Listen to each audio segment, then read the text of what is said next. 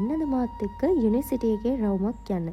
මේ ඉතින් මගේ යුනි ඩේ එකක් තමයි ඔයාලත් එක්ක ෂෙයා කරගන්න හදන්නේ. අද මට හිතුණා යුනිවර්සිටි එකේ මේන් ගේට් එකෙන් ඇතුළට යන්න ඕනි කියලා. ඔයාලා දන්නවද අද මම මේ යුනිවර්සිටි යන්නේ දවස් දෙකක් පණ දාගෙන කරපු අසයින්මන්ට් එක බාර දෙන්න. අවුට් ගන්න තියෙන හැම තැනකම පෝලිං. ඉතින් මමත් පැයක් විතර පොලිමේ ඉඳලා කොහොම හරි print out එක අරගෙන හරියටම ටයිම් එකට ලෙක්චර් හෝල් එකට ගියා. තියෙන්නේ වංකගිරිය. මේක ඉතින් ආර්ට් ෆැකල්ටි එකටම තියෙන විශේෂ බිල්ඩින් එකක්. මේකේ ඔයාලට නගින තැනක් හිතා ගන්න බෑ. බහින තැනක් හිතා ගන්නත් බෑ. ඔයාලගේ ලෙක්චර් හෝල් හොයා ගන්නත් බෑ. කැම්පස් එකෙන් අවුට් වෙන්න නම් වෙලත් මටත් ඒක හරිම අමාරුයි. ඔන්න ඉතින් අපේ යුනිවර්සිටි එකට එන්නේ නංගිලා මල්ලිලා ෆස්ට් ඉයර් එකේදී අතරමං වෙන්න එපා. ලෙක්චර් හෝල් එකට ආවා. දැන් තියෙන්නේ පණ දාගෙන මහන්සි වෙලා කරපු අසයින්මන්ට් එක මැඩන්ට බාර දෙන්න.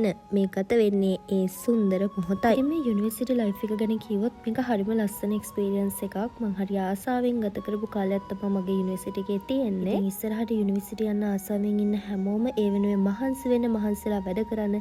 අපේ යුනිවර්සිටි එකේ මේ දවස්වල හරිම වටින වැඩක් යනවා. ඒ තමයි යුනිවර්සිටි එකේ ස්මෝල් බිස්නස් කරන ළමයින්ට එයාලට හෙල්ප් එකක් විදිහට ඩ්‍රින්ක්ස් ඒරියා එකේ සෙල් කරන්න chance එකක් දීලා තියෙනවා. ඉතින් මෙතන අයිටම්ස් ගොඩක් තිබ්බා.